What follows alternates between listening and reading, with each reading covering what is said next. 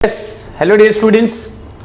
सो students, जैसे कि अभी तक हम लोगों ने लास्ट लेक्चर में 9 चैप्टर बच्चों इकोनॉमिक्स के कंप्लीट कर लिए। पिछला चैप्टर हमने बच्चों डिस्कस किया था about money market and capital market in India. Okay, now we are going to study with the next chapter, that is chapter number 10, which is about foreign trade in India. Foreign trade in India. Okay, तो बच्चों इस chapter में हम सीखेंगे, हम इस बात को जानेंगे कि हमारे इंडिया का फॉरेन ट्रेड क्या है। फॉरेन ट्रेड हमारे इंडिया में किस ट्रेंड में है और क्या डेवलपमेंट कर रहा है। तो उसके पहले हमें यह समझना है कि दैट फॉरेन ट्रेड क्या होता है, और उसके भी पहले हम लोग शुरुआत कहां से करेंगे बच्चों? ट्रेड वर्ड से। नॉर्मली ट्रेड इस वर्ड का मतलब बच्चों क्या होता है, आप सभी को पता होना चाहिए नॉर्मली कि ट्रेड क्या होता है। सो trade is nothing but an activity of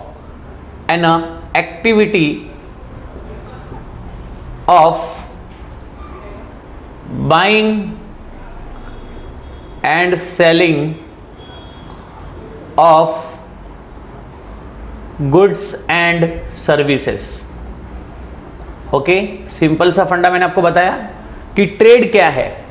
तो ट्रेड बच्चों एक एक्टिविटी है, ट्रेड एक ऐसी क्रिया है जिसके अंदर हम गुड्स एंड सर्विसेज की खरीदी और बिक्री करते हैं। तो गुड्स एंड सर्विसेज की बाइंग एंड सेलिंग वाली जो एक्टिविटी है, उस एक्टिविटी को हम कहते हैं ट्रेडिंग एक्टिविटी। उस एक्टिविटी को हम कहते हैं बच्चों ट्रेड एक्टिविटी। ओके, ट्रेड बच्चों दो टाइप के होते हैं। गुड्स एंड सर्विसेज की जो बाइंग एंड सेलिंग का जो एक्टिविटी है वो बच्चों हम दो लेवल पे करते हैं। एक होता है जिसको हम कहते हैं इंटरनल ट्रेड, जैसे कि आपने ऑलरेडी 11th स्टैंडर्ड में बच्चों ये पढ़ा होगा, इंटरनल ट्रेड। और दूसरा होता है बच्चों external trade. Okay, internal trade जिसको हम लोग कह सकते हैं बच्चों डोमेस्टिक ट्रेड भी कह सकते हैं।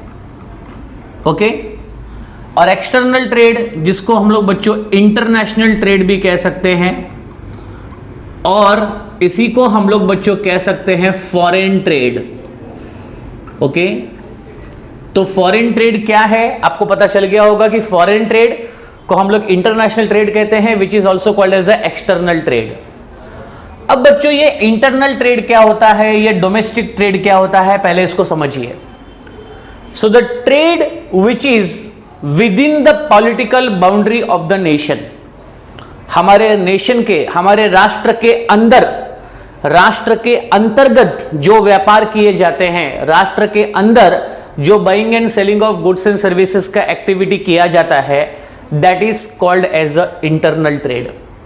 फॉर एग्जाम्पल, अगर समझो महाराष्ट्र स्टेट ने, जैसे महाराष्ट्र में गन्ने की खेती बच्चों सबसे ज्यादा होती है, गन्ने का प्रोडक्शन अबंडेंट प्रमाण में होता है इन महाराष्ट्र।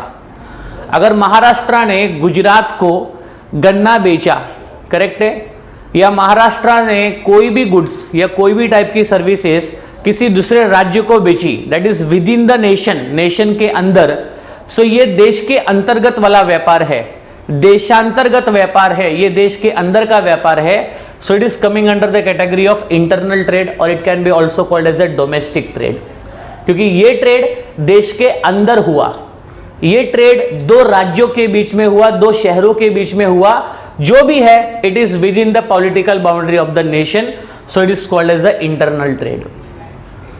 जब हम बात करते हैं बच्चों एक्सटर्नल ट्रेड की, इंटरनेशनल ट्रेड की या फॉरेन ट्रेड की, तो ये वो ट्रेड है बच्चों जो दो देशों के बीच में होता है।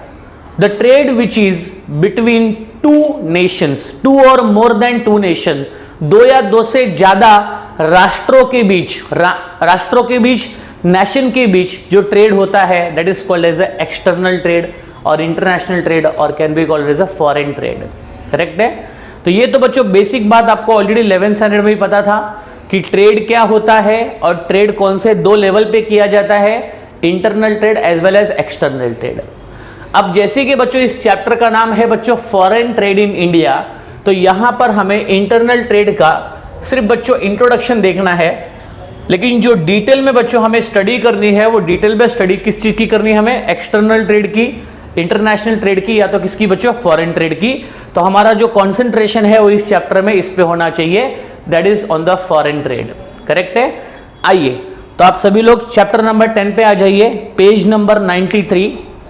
ओके, तो यहां पर बच्चों डायरेक्टली हम स्टार्ट करेंगे मीनिंग ऑफ इंटरनल ट्रेड से। इंट्रोडक्शन में कोई विशेष बात नहीं दी गई है, उसमें यही बताया गया है कि ये जो ट्रेडिंग कॉन्सेप्ट है ये एंशियंट टाइम से किस तरह से आगे आया। क्योंकि पहले की बात अगर मैं बता दूं, इंट्रोडक्शन की बात अगर मैं आपको बताता हूं, तो 1947 के पहले जो हमारे इंडिया का फॉरेन ट्रेड था वो बहुत ही टिपिकली कॉलोनियल था। इसका मतलब कि बुरी तरह से बच्चों प्रभावित था, जिसमें कोई विशेष ट्रेडिंग एक्टिविटी हमारे कंट्री में नहीं होती थी।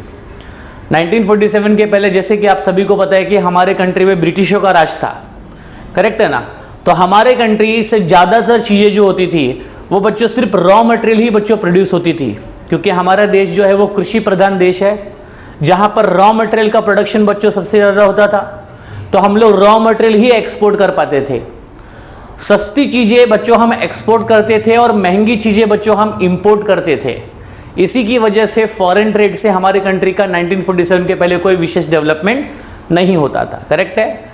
लेकिन आज की बात अगर हम करें तो आज हमारे कंट्री में सेकेंड वर्ल्ड वॉर के बाद में इंडस्ट्रियलाइजेशन जितनी तेजी से बढ़ा, औद्योगिकरण जब तेजी से बढ़ने लगा, तो इंडस्ट्रियलाइजेशन बढ़ने की वजह से हमारी कंट्री जो है वो डिफरेंट टाइप्स के गुड्स एंड सर्विसेज का बच्चों प्रोडक्शन करना शुरू कर रही, और उसकी वजह से आज हमारी country not only raw material, उसके अलावा और भी ऐसे अलग अलग प्रोडक्ट है जिसका एक्सपोर्ट हमारी कंट्री से किया जाता है। करेक्ट है ना। तो आइए देखते हैं क्या होता है मीनिंग ऑफ इंटरनल ट्रेड। तो इंटरनल ट्रेड में क्या लिखा है बच्चों, ध्यान दीजिएगा। Buying and selling of goods and services within the boundaries of a nation are referred to as a internal trade. अगर गुड्स एंड सर्विसेज की बाइंग एंड सेलिंग हुई है और वो देश के अंदर अगर बच्चों हुई है, तो देश के अंदर ऐसे buying and selling of goods and services के एक्टिविटी को हम लोग कहते हैं इंटरनल ट्रेड।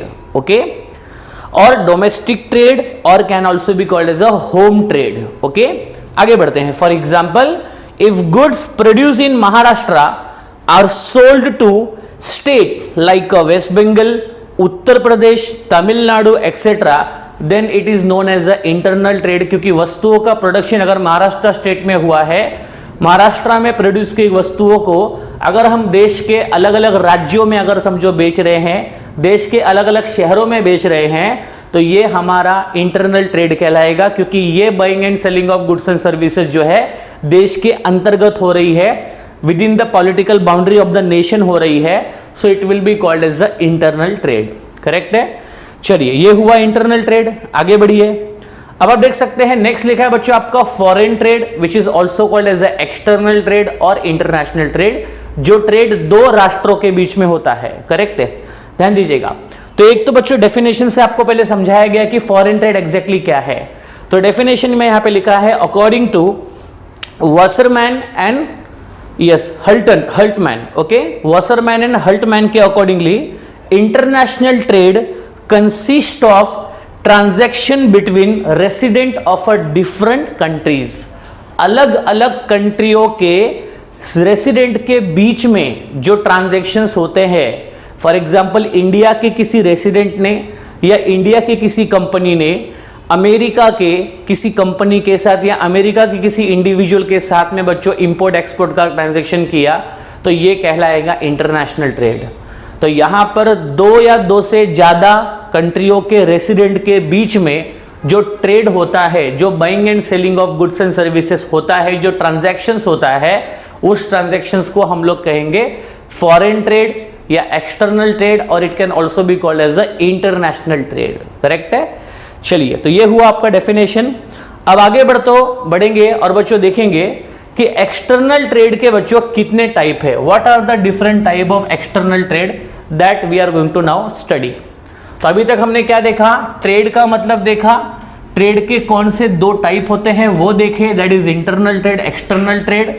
अब जैसे कि चैप्टर बच्चों फॉरेन ट्रेड का है, तो यहां पर हमें जो डिटेल में स्टडी करनी है वो फॉरेन ट्रेड की करनी है, ठीक है। तो आइए देखते हैं बच्चों फॉरेन ट्रेड के टाइप्स क्या हैं। तो इस चैप्टर का सबसे पहला विशेष क्वेश्चन है types of foreign trade, foreign trade के प्रकार। तो फॉरेन ट्रेड का सबसे पहला टाइप है बच्चों इंपोर्ट। क्या है? इंपोर्ट। ओके, सो इंपोर्ट ट्रेड क्या होता है, आइए पहले ये देखते हैं। अब बच्चों ये इंपोर्ट वर्ड का मीनिंग तो आपको समझ में आता होगा। इंटरनेशनल ट्रेडिंग में, इंटरनेशनल ट्रेड करते वक्त दो देशों के बीच जब बाइंग एंड सेलिंग होती है तो जो कंट्री गुड्स और सर्विसेज की बाइंग करती है, जो कंट्री गुड्स एंड सर्विसेज को किसी दूसरे कंट्री से परचेज करती है, उसको कहते हैं बच्चों इंपोर्ट ट्रेड। क्या बोलते हैं? Import trade. करेक्ट है। जहां पर अगर समझो इंडिया ने ब्राजील से कोई एक्स कमोडिटी खरीदी तो इंडिया ने ब्राजील से कौन सा ट्रेड किया बच्चों? इंपोर्ट ट्रेड किया। करेक्ट है, ध्यान दीजिएगा।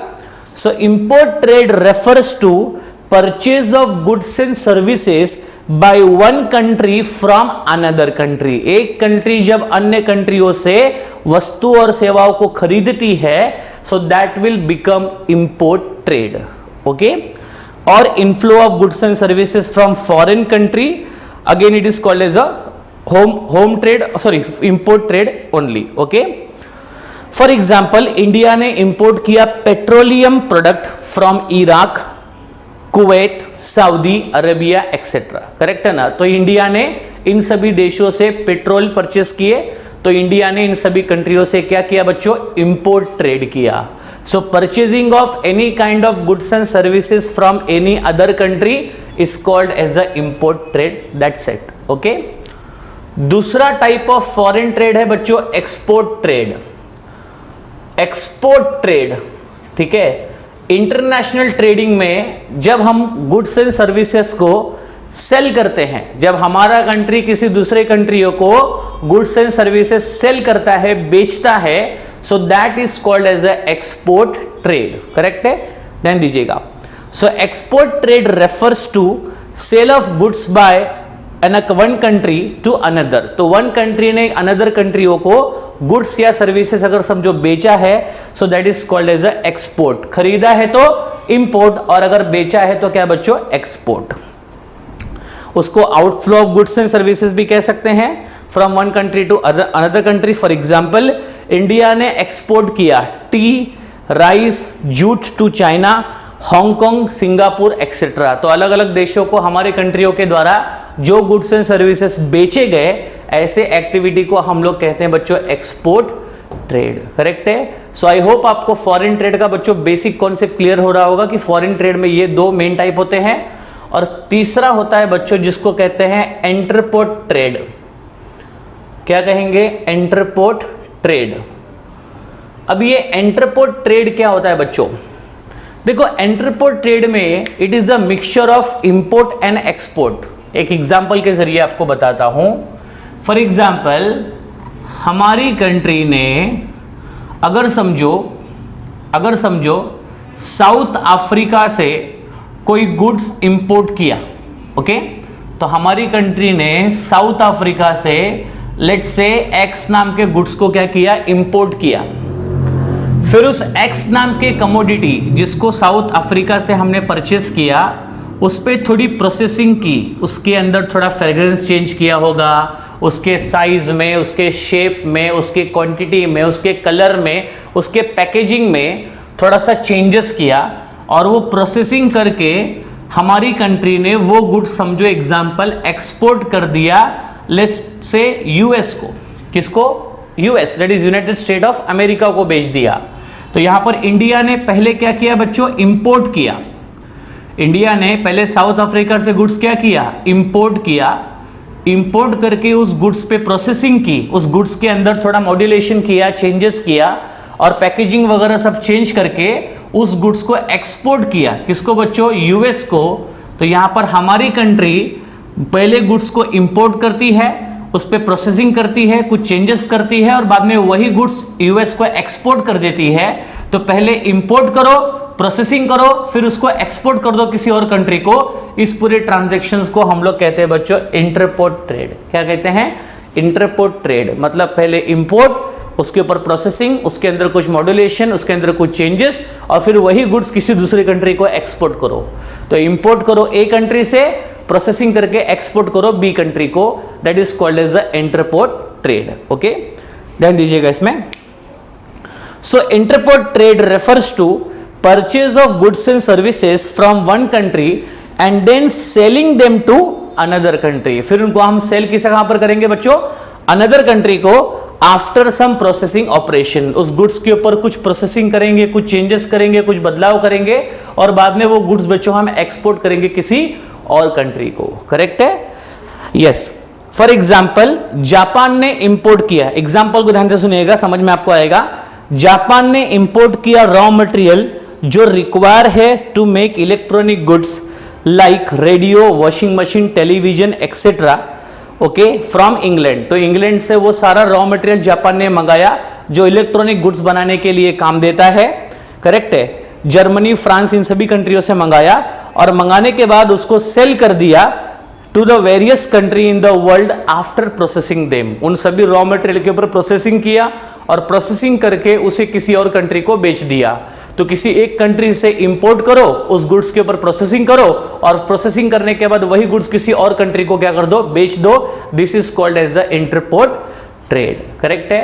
तो ये हुआ फॉरेन ट्रेड के बच्चों तीन टाइप। पहला होता है इंपोर्ट ट्रेड, दूसरा होता है एक्सपोर्ट ट्रेड, और तीसरा होता है बच्चों इंटरपोर्ट ट्रेड। करेक्ट है? सो आई होप आपको फॉरेन ट्रेड का मीनिंग और फॉरेन ट्रेड के बच्चों ये तीनों टाइप का मीनिंग एग्जाम्पल के साथ पूरा समझ में आया होगा। करेक्ट है? इसकी मदद से आप इनके बीच में अगर समझो कोई डिस्टिंग्विश भी एग्जाम को अगर पूछता है तो भी आपको आसानी से लिखने को आएगा, अगर आपको तीनों के मीनिंग और कॉन्सेप्ट अगर बच्चों प्रॉपरली क्लियर है तो। करेक्ट है? तो यहां पर हमारा फॉरेन ट्रेड का टाइप बच्चों यहां पर फिनिश होता है। करेक्ट है? चलिए आगे बढ़ते हैं बच्चों। अभी इस चैप्टर के सबसे इंपॉर्टेंट क्वेश्चन की तरफ बढ़ते हैं, जो क्वेश्चन आपके एग्जाम में आने का चांसेस सबसे ज्यादा होता है। वो क्या? So please concentrate everyone to the next question of this chapter. So इस चैप्टर का अगला क्वेश्चन जो हम डिस्कस करने जा रहे हैं वो है बच्चों role of foreign trade. Role of foreign trade. ठीक है, समझिएगा ठीक से। रोल ऑफ क्या लिखा बच्चों? Foreign trade. फॉरेन ट्रेड के रोल क्या है? फॉरेन ट्रेड के इंपॉर्टेंस क्या है? फॉरेन ट्रेड क्यों किया जाता है? फॉरेन ट्रेड करने से क्या बेनिफिट मिलता है? ये सारी बातें बच्चों इस क्वेश्चन में हमें समझ में आएंगी। करेक्ट है? ध्यान दीजिएगा।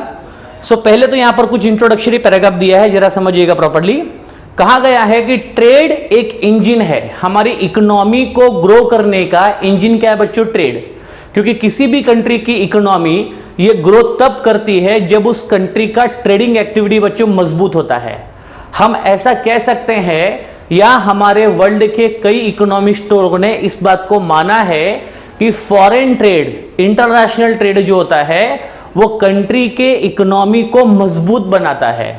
जो कंट्री जितना ज्यादा फॉरेन ट्रेड करेगी वो कंट्री की इकोनॉमी उतनी ही मजबूत बनती है, क्योंकि उस कंट्री को उतना फॉरेन करेंसी कमाने का मौका भी मिलता है। करेक्ट है ना? तो trade is very very important thing for a growth of any countries economy. किसी भी कंट्री के इकोनॉमी को ग्रोथ करने के लिए trade is very very important. Okay, yes. So trade is a engine of a growth of the economy. It plays a important role for economic development. ये बहुत ही important role play करता है हमारे country के आर्थिक विकास करने के लिए। करेक्ट है? In developed country it represent a significant share of gross domestic product. ऐसा कहा जाता है कि जो विकसित देश हैं, जिन देशों का विकास हो चुका है, वो देश आज विकसित क्यों है? उन देशों का ग्रॉस डोमेस्टिक प्रोडक्ट, मतलब उन देशों के अंदर जो गुड्स एंड सर्विसेज की जो मनी वैल्यू है वो बच्चों ज्यादा क्यों है? क्योंकि वो कंट्रियां फॉरेन ट्रेड में इन्वॉल्व है, वो कंट्रियां सबसे ज्यादा वॉल्यूम का इंटरनेशनल ट्रेड करती है। इस वजह से उस कंट्रियों का जीडीपी ज्यादा है, और उसकी वजह से वो कंट्रियां बच्चों डेवलप्ड कैटेगरी में आती है। करेक्ट है? यस। आगे लिखा है बच्चों, role of foreign trade can be justified on the basis of following points. Foreign trade का रोल को आप आसानी से समझ पाओगे, बट उसके लिए आपको कुछ पॉइंट समझना पड़ेगा। तो ये देखते हैं फॉरेन ट्रेड के बच्चों क्या रोल होते हैं वन बाय वन करके। तो फॉरेन ट्रेड का सबसे पहला रोल यहां पर लिखा है बच्चों, to earn a foreign exchange. आप इमेजिन कर सकते हो कि फॉरेन ट्रेड में, जैसे कि अभी फॉरेन ट्रेड के बच्चों हमने टाइप देखे, जहां पर हमें इंपोर्ट करना है, एक्सपोर्ट करना है, इंटरपोर्ट करना है। तो बच्चों ये इंपोर्ट एक्सपोर्ट ये सब हम करते हैं बच्चों फॉरेन ट्रेड के अंदर। तो यहां पर फॉरेन ट्रेड करके सबसे पहला रोल, सबसे पहला इंपॉर्टेंट ये है to earn a foreign exchange. Okay, foreign exchange कमाने का मौका, फॉरेन एक्सचेंज कमाने की अपॉर्चुनिटी हमें कौन देता है बच्चों? फॉरेन ट्रेड देता है। और स्पेशली फॉरेन एक्सचेंज हमारा कंट्री कौन सी एक्टिविटी करके कमाता है? तो एक्सपोर्ट करके। हम जितने ज्यादा गुड्स एंड सर्विसेज को एक्सपोर्ट करेंगे, हम उतने फॉरेन से करेंसी बच्चों अर्न कर सकते हैं। और हमारी कंट्री, हमारी देश की गवर्नमेंट जो है वो एक्सपोर्ट के लिए बहुत से प्रमोशनल प्रोग्राम बच्चों टाइम टू टाइम करती है, जिससे कि हमारे कंट्री का गुड्स एंड सर्विसेज का एक्सपोर्ट बढ़े, हमारी कंट्री को फॉरेन करेंसी कमाने का मौका मिले और उससे हमारी कंट्री का इकोनॉमिक डेवलपमेंट बढ़े। करेक्ट है। तो फॉरेन ट्रेड का सबसे पहला रोल, फॉरेन ट्रेड का सबसे पहला बेनिफिट क्या है बच्चों? फॉरेन एक्सचेंज अर्न करना। और ये अर्निंग हमारा कंट्री तब करेगा जब हम लोग ज्यादा से ज्यादा गुड्स एंड सर्विसेज को क्या करेंगे बच्चों? एक्सपोर्ट करेंगे। करेक्ट है। ध्यान दीजिएगा इसमें क्या लिखा है। So foreign trade provide a foreign exchange which can be used for very productive purposes. प्रश्न ये उठता है कि सर हम फॉरेन एक्सचेंज कमाकर करेंगे क्या? हम अगर समझो यूएस को अपने पास के गुड्स एंड सर्विसेज अगर बेचते हैं तो उस कंट्री से हमें जो डॉलर मिलेगा उसका हम करेंगे क्या? हमारे कंट्री में डॉलर तो चलता नहीं। देखो, अगर आपने फॉरेन करेंसी अगर कमाया है और आपके पास अगर फॉरेन करेंसी का बच्चों रिजर्व अगर है, तो आप जैसे एक्सपोर्ट कर रहे हो वैसे आपको इंपोर्ट भी तो करना है। तो आप जब इंपोर्ट करोगे तो इंपोर्ट करते समय अगर आपके पास फॉरेन करेंसी का रिजर्व अगर अवेलेबल होगा तो उस फॉरेन करेंसी के रिजर्व का इस्तेमाल आप कर सकते हो उन देशों से वस्तु और सेवाओं को इंपोर्ट करने के लिए। तो उस समय आपको अपनी करेंसी यूज करने की आवश्यकता नहीं है। करेक्ट है ना। तो फॉरेन करेंसी का इस्तेमाल हमारे देश में प्रोडक्टिव पर्पजेस के लिए किया जाता है, जिस करेंसी के बेसिस पे हम लोग गुड्स एंड सर्विसेज को दूसरे कंट्रियों से इंपोर्ट भी कर सकते हैं। एक्सपोर्ट करके फॉरेन करेंसी को कमाया जा सकता है और इंपोर्ट करने के लिए उस फॉरेन करेंसी का प्रोडक्टिव पर्पज के लिए इस्तेमाल किया जा सकता है। करेक्ट है। Yes. So foreign trade provide a foreign exchange which can be used for very productive purposes. Foreign trade is a remarkable factor. Foreign trade ये बहुत ही important factor होता है in expanding the market and encouraging the production of goods. जितना foreign trade आपकी country करेगी उतने ज़्यादा volume का गुड्स एंड सर्विसेज हमारी कंट्री में प्रोड्यूस होगा, उतने अच्छे क्वालिटी के वस्तु सेवाएं बनाई जाएगी। क्योंकि फॉरेन ट्रेड करने के लिए, दूसरे देशों को अपने गुड्स एंड सर्विसेज बेचने के लिए हमें अपने गुड्स की क्वालिटी को बच्चों एनहांस करना पड़ता है। तो आज हमारी कंट्री में अच्छे क्वालिटी के गुड्स एंड सर्विसेज प्रोड्यूस होने का ट्रेंड क्यों आ गया? क्योंकि हमें इसमें से क्वांटिटी ऑफ गुड्स जो है वो फॉरेन में बच्चों फॉरेन में एक्सपोर्ट करना होता है। और फॉरेन में एक्सपोर्ट करने के लिए आपका प्रोडक्ट एक स्टैंडर्डाइज प्रोडक्ट होना चाहिए, अच्छी क्वालिटी का प्रोडक्ट होना चाहिए, जिस वजह से हमारी कंट्री में प्रोडक्शन का क्वांटिटी भी बढ़ रहा है और प्रोडक्शन की क्वालिटी भी क्या हो रही है बच्चों? बढ़ रही है। So there are various benefits are there which country can get with the help of foreign trade. Okay, तो ये हुआ बच्चों पहला रोल फॉरेन ट्रेड का। सेकेंड पॉइंट आपको बच्चों दिया है इनकरेज इन्वेस्टमेंट। इनकरेज इन्वेस्टमेंट, इसमें बच्चों आपको सीधी सी एक ही बात समझनी है कि जैसे फॉरेन ट्रेड अगर आप कर रहे हो तो इसका मतलब आप अपने कंट्री में बनाए हुए गुड्स को फॉरेन कंट्री में भी बच्चों बेचना चाहते हो, तो उसके लिए आपको इतने क्वांटिटी में गुड्स का प्रोडक्शन करना पड़ेगा जो गुड्स हमारे देश की रिक्वायरमेंट को भी फुलफिल कर सके as well as foreign country के लोगों की रिक्वायरमेंट को भी फुलफिल करे। तो इससे क्लियरली हमारे देश का प्रोडक्शन का वॉल्यूम क्या होगा बच्चों? बढ़ेगा। प्रोडक्शन की क्वांटिटी क्या होगी? बढ़ेगी। और प्रोडक्शन की क्वांटिटी को बढ़ाने के लिए हमें उसके अंदर इन्वेस्टमेंट भी बच्चों लोगों से इंकरेज करना होगा। तो हमारे कंट्री में इन्वेस्टमेंट इंकरेज कब होगा? जब हमारे कंट्री का गुड्स एंड सर्विसेज का प्रोडक्शन क्वांटिटी बढ़ेगा और वो तब बढ़ेगा जब हम अपने कंट्री के गुड्स को फॉरेन कंट्री को सेल करना शुरू करेंगे। तब जब हम फॉरेन ट्रेड करेंगे तो प्रोडक्शन को बढ़ाएंगे, और प्रोडक्शन को जब बढ़ाएंगे तो इन्वेस्टमेंट हमारी कंट्री में इंकरेज होगा। करेक्ट है ना? वो इन्वेस्टमेंट हमें कंट्री के अंदर से भी मिलेगा और वो इन्वेस्टमेंट हमें कंट्री के बाहर से भी मिलेगा। करेक्ट है? तो इन्वेस्टमेंट को इंकरेज करने के लिए फॉरेन ट्रेड करना जरूरी है, क्योंकि फॉरेन ट्रेड करना है तो गुड्स एंड सर्विसेज का प्रोडक्शन बढ़ाना है, और प्रोडक्शन को बढ़ाने के लिए इन्वेस्टमेंट भी हमारी कंट्री में लाना है। करेक्ट है? ध्यान दीजिएगा, फॉरेन ट्रेड क्रिएट करता है एक opportunity for the producer to reach beyond the domestic market. Foreign trade हमारे कंट्री के प्रोड्यूसर को एक मौका देता है कि आप अपने गुड्स एंड सर्विसेज का विस्तार जो है इस देश के बाहर भी कर सकते हो, beyond the domestic market. Domestic market के बाहर भी आप अपने गुड्स एंड सर्विसेज को बेच सकते हो, लेकिन डोमेस्टिक मार्केट के बाहर गुड्स एंड सर्विसेज को बेचने के लिए आपके पास उतनी ज्यादा क्वांटिटी में गुड्स एंड सर्विसेज अवेलेबल भी होनी चाहिए। करेक्ट है? जिसके लिए ढेर सारा इन्वेस्टमेंट भी आप इनवाइट कर सकते हो। ध्यान से देखिएगा यहां पे, yes, to reach beyond the domestic market it encourage them to produce more goods for export and this lead to an increase in total investment in economy। और फॉरेन नीड्स को फुलफिल करने के लिए हमें ज़्यादा क्वांटिटी के goods produce करने पड़ेंगे और उसके लिए हमारी इकोनॉमी में इन्वेस्टमेंट बच्चों इंकरेज होते हैं। करेक्ट है? क्योंकि अगर आपके पास प्रोडक्शन ही कम है तो इन्वेस्टमेंट का करोगे क्या? करेक्ट है? प्रोडक्शन को बढ़ाओगे तो इन्वेस्टमेंट इंकरेज होगा। और प्रोडक्शन को क्यों बढ़ाना है? Because we have to meet the needs of domestic market as well as international market. Okay, तीसरा रोल है बच्चों फॉरेन ट्रेड का, division of labour and specialisation. Division of labour and specialisation. Okay, अब बच्चों division of labour and specialisations, अब ये third point में आपको क्या समझाने की कोशिश कर रहा है फॉरेन ट्रेड का रोल, कि जैसे देखो बच्चों पूरे वर्ल्ड में अगर देखा जाए तो हर कंट्री के पास किसी न किसी टाइप ऑफ प्रोडक्ट की या किसी न किसी रिसोर्सेज की बच्चों स्पेशलाइजेशन होती है। फॉर एग्जांपल इंडिया में स्पाइसेस बोले तो मसाले की स्पेशलाइजेशन बच्चों ऑल ओवर वर्ल्ड में सबसे ज़्यादा है। करेक्ट है? उसी तरीके से अगर हम बात करें अरब कंट्री की, कुवैत की, करेक्ट है, तो ये सब कंट्रियों में बच्चों पेट्रोल के जो प्रोडक्ट होते हैं उनकी बच्चों स्पेशलाइजेशन सबसे ज़्यादा है। तो पूरे वर्ल्ड में हर कंट्री के पास किसी न किसी टाइप ऑफ रिसोर्सेज की अबंडेंसी है, मतलब क्वांटिटी सबसे ज़्यादा अवेलेबल है। वो नेचुरली चीज़ें बच्चों वहाँ पर अवेलेबल होती है। तो वो कंट्रियाँ क्या करती है, जो रिसोर्सेज उनके पास नेचुरली अवेलेबल है, जिसके अंदर उनका बच्चों स्पेशलाइजेशन है, उन्हीं वस्तुओं को, उन्हीं रिसोर्सेस को वो एक्सपोर्ट करके अपनी बाकी की जो ज़रूरतें हैं, जिन चीज़ों में उनकी कंट्री स्पेशलाइज नहीं है, वो सारी रिक्वायरमेंट को बच्चों यहाँ पर फुलफिल करती है। करेक्ट है? तो यहाँ पर आइए देखते हैं आपके इसमें पॉइंट में और क्या लिखा हुआ है।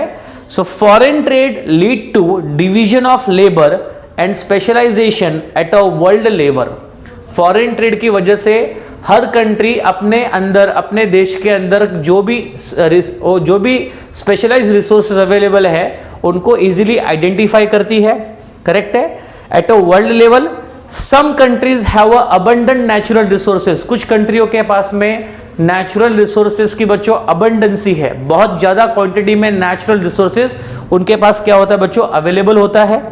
करेक्ट है? They should export raw materials and import finish goods from countries which are advance to skilled man power. तो जो भी उनके पास अबंडेंस में अवेलेबल है, जो भी रिसोर्सेज उनके पास बहुत ज्यादा क्वांटिटी में अवेलेबल है, उन चीजों को वो एक्सपोर्ट करते हैं और ऐसे फिनिश गुड्स को इंपोर्ट करेंगे जो फिनिश गुड्स बच्चों फॉरेन कंट्रियों में अच्छे स्किल्ड लेबर के द्वारा बनाए गए हैं और जिनको लेकर के हम अपनी कंट्री के अंदर लोगों के स्टैंडर्ड ऑफ लिविंग को एक अच्छी क्वालिटी ऑफ प्रोडक्ट दे करके यूज कर सकते हैं। करेक्ट है?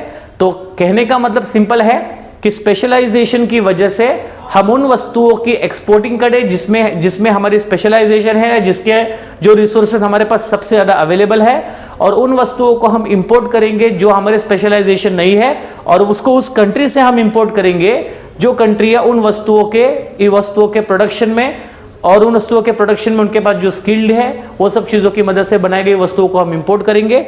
Yes, okay. एंड दस फॉरेन ट्रेड गिव्स बेनिफिट, और इस तरह से फॉरेन ट्रेड जो है पूरे वर्ल्ड में सभी कंट्रियों को बेनिफिट देगा कि अपने अपने पास की जो भी स्पेशलाइज रिसोर्सेस है वो एक दूसरे को इंपोर्ट एक्सपोर्ट करो, जिससे कि सभी की रिक्वायरमेंट यहां पर फुलफिल की जा सकती है। करेक्ट है। तो ये बच्चों आपका पॉइंट नंबर 3 है फॉरेन ट्रेड के रोल का।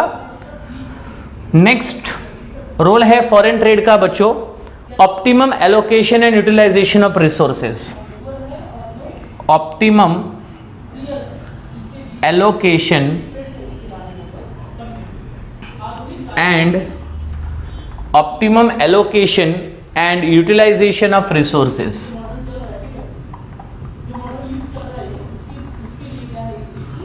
Optimum allocation and utilization of resources.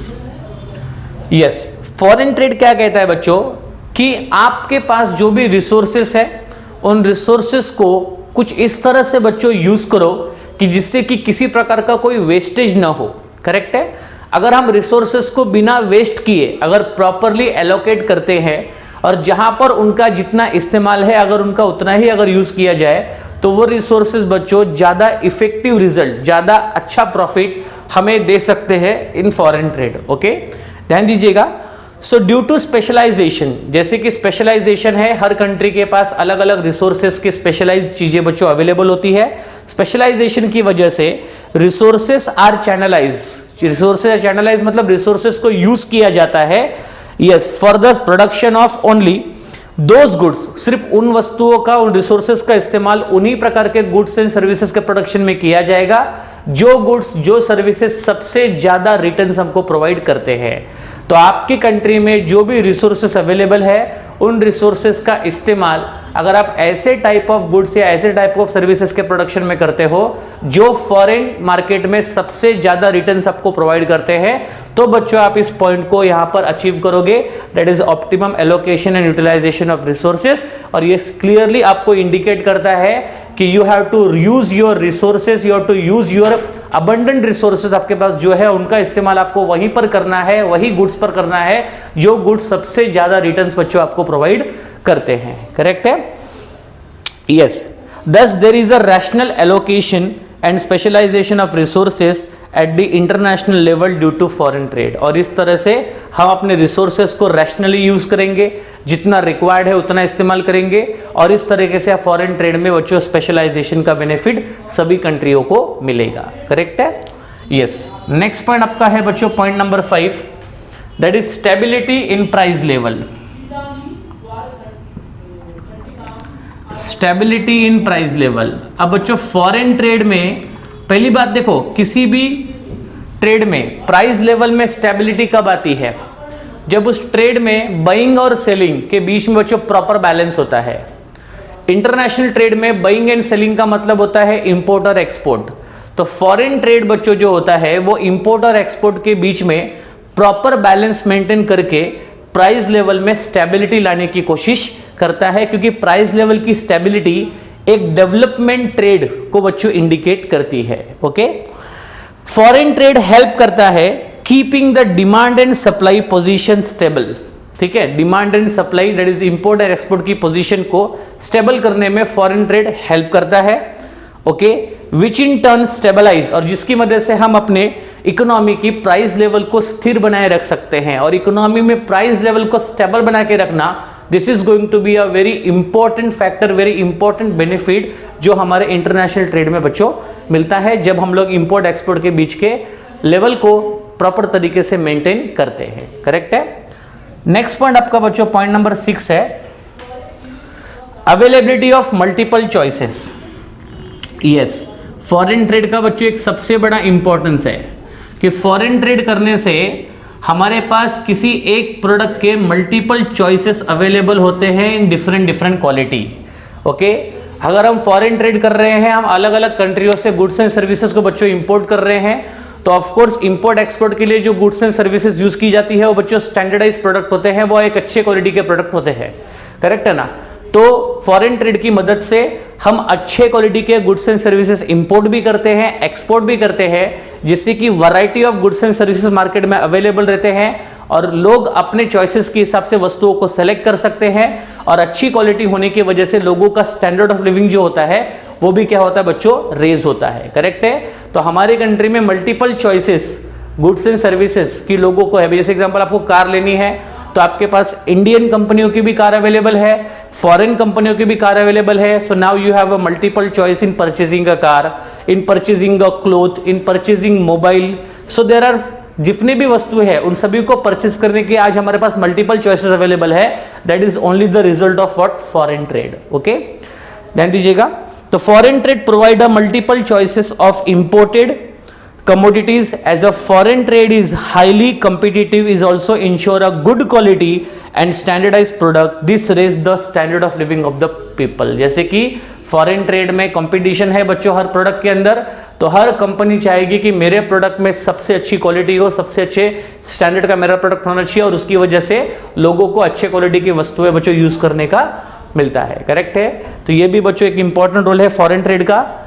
Next बच्चों आपका है point number 7, bring reputation and help to earn a goodwill. Foreign trade से ब्रिंग रेपुटेशन, बहुत सी कंट्रियों ने bring reputation and help earn goodwill.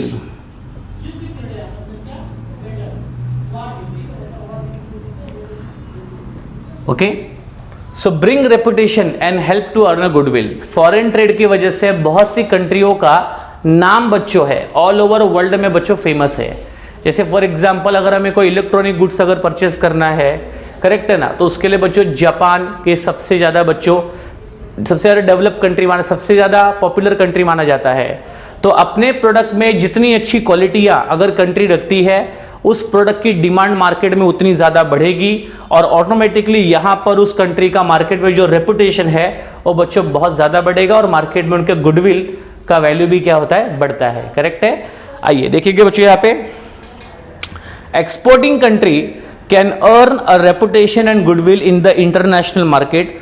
For example country like Japan, Germany, Switzerland etcetera have earned a lot of goodwill and reputation in foreign market of their qualitative production of the electronic goods। तो इन सभी कंट्रियों को electronic goods के production में market में सबसे ज्यादा reputed country माना जाता है। और ये कंट्री रेपुटेड इस वजह से है, ये कंट्री गुडविल इस वजह से कमाती है because they have produced the good quality of product. ठीक है ना।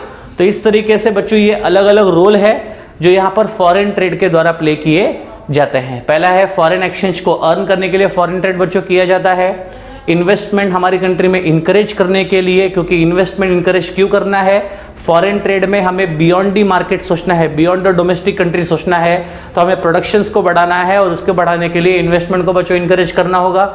उसके साथ साथ फॉरेन ट्रेड में लेबर एंड स्पेशलाइजेशन का बच्चों डिवीजन भी होता है, जहां पर हर कंट्री अपने पास अवेलेबल नेचुरल रिसोर्सेज के अकॉर्डिंगली वस्तुओं को एक्सपोर्ट करती है, और उस वस्तुओं के अगेंस्ट में जो भी अपनी रिक्वायर्ड वस्तु है वो अलग अलग कंट्रियों से इंपोर्ट करती है। फॉर एग्जांपल अगर किसी, जैसे कि जो पेट्रोलियम प्रोडक्ट प्रोड्यूस करने वाली कंट्री है, जैसे अरब कंट्री है, ठीक है ना, ये सब कंट्रियां सबसे ज़्यादा पेट्रोल प्रोडक्ट करती है। इराक, ईरान वाली कंट्रियां जो है, अब इनके पास सबसे ज़्यादा अवेलेबल नेचुरल रिसोर्सेज क्या है, पेट्रोलियम प्रोडक्ट्स है।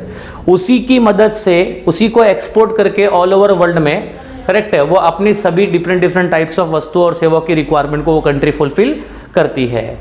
Optimum allocation and utilisation of resources, हमारी कंट्री में जो भी रिसोर्सेज अवेलेबल है उन सभी रिसोर्सेज को अगर प्रॉपर तरीके से बच्चों अगर यूज़ किया जाए और उन रिसोर्सेज को वहीं पर इस्तेमाल किया जाए, उन्हीं टाइप के गुड्स एंड सर्विसेज को प्रोड्यूस करने में इस्तेमाल किया जाए, जिससे कि सबसे ज़्यादा रिटर्न हमारी कंट्री को मिलेगा, उसको बोलेंगे optimum allocation and utilisation of resources.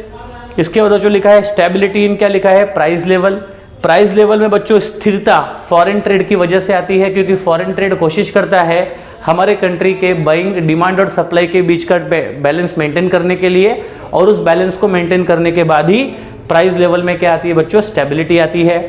Next बच्चों मल्टीपल चॉइसेस लोगों के पास अवेलेबल होते हैं कि हम एक ही वस्तु के अलग अलग ब्रांड्स हमारे पास अवेलेबल है, and that is only happen with the help of foreign trade only. इसके बाद बच्चों और भी बहुत सारे देश, पूरे वर्ल्ड में बहुत सी ऐसी कंट्रियां हैं जिन्होंने पूरे वर्ल्ड मार्केट में अपनी रेपुटेशन, अपनी गुडविल बच्चों अर्न की है by producing a standardised product और गुड क्वालिटी प्रोडक्ट। जैसे कि जापान, स्विट्जरलैंड जैसी कंपनियां जो है, इन्होंने इलेक्ट्रॉनिक गुड्स का प्रोडक्शन बहुत अच्छे क्वालिटी का किया, जिसकी वजह से ऑल ओवर वर्ल्ड में इन कंट्रियों का नाम सबसे ज़्यादा होता है in electronic goods and all, correct है। तो this are the different roles of foreign trade. Okay, so I hope आपको ये सारे पॉइंट बच्चों इजीली समझ में आ गए होंगे। So please go through with all this point, correct. और इसके पहले जो मैंने फॉरेन ट्रेड के बारे में आपको पढ़ाया, जैसे कि फॉरेन ट्रेड से रिलेटेड जो भी इंपॉर्टेंट बातें हैं इस चैप्टर की, यहाँ तक आपकी कवर हो जाएगी, करेक्ट है। अब बच्चों इसके आगे जो क्वेश्चंस आपको दिए गए हैं वो सारे क्वेश्चन यहाँ पर बच्चों इन्फॉर्मेटिव है। इन्फॉर्मेटिव मतलब आपको बताएंगे कि हमारे कंट्री में इंपोर्ट का ट्रेंड्स क्या है, एक्सपोर्ट का ट्रेंड क्या है, कौन सी वस्तुओं का इंपोर्ट कितना परसेंट था, अब कितना परसेंट हो गया, कंट्रियों का एक्सपोर्ट, कौन सी वस्तुओं का एक्सपोर्ट कितना पहले था, अब कितना बढ़ गया, ये सारी इंफॉर्मेशन देने वाले बच्चों क्वेश्चन आगे अवेलेबल है, करेक्ट है। तो एक सबसे इंपॉर्टेंट बात जो थी, ये रोल वाला क्वेश्चन इंपॉर्टेंट है। इसके अलावा इस चैप्टर का जो सबसे लास्ट पार्ट है that is balance of payment and balance of trade. ये दो कॉन्सेप्ट को बच्चों समझना वेरी इंपॉर्टेंट है। और इसके बीच में जो भी डेटा आपको दिया है ये सारा बस इंफॉर्मेशन है, तो इसको हम लोग बच्चों नॉर्मल तरीके से रीड करके इसकी जो भी कॉन्सेप्ट आपको समझा कर देता हूँ, और बाद में हम लोग जो लास्ट में बचा हुआ कॉन्सेप्ट है बैलेंस ऑफ पेमेंट और बैलेंस इन ट्रेड, वो मैं आपको समझा दूंगा, करेक्ट है। तो मिलते हैं बच्चों नेक्स्ट वीडियो लेक्चर में नेक्स्ट क्वेश्चन के साथ। तब तक यहाँ तक प्रॉपर तरीके से रिवाइज कीजिए, ठीक से समझ जाइए, ठीक है ना। एक दो बार वीडियोस को आगे पीछे करके देखिए, पॉइंट्स को रीड कीजिए, पूरा कॉन्सेप्ट आपको समझ में आ जाएगा, करेक्ट है। सो बाय एवरीवन, मिलते हैं नेक्स्ट वीडियो लेक्चर में। टेक केयर एवरीवन, जय हिंद।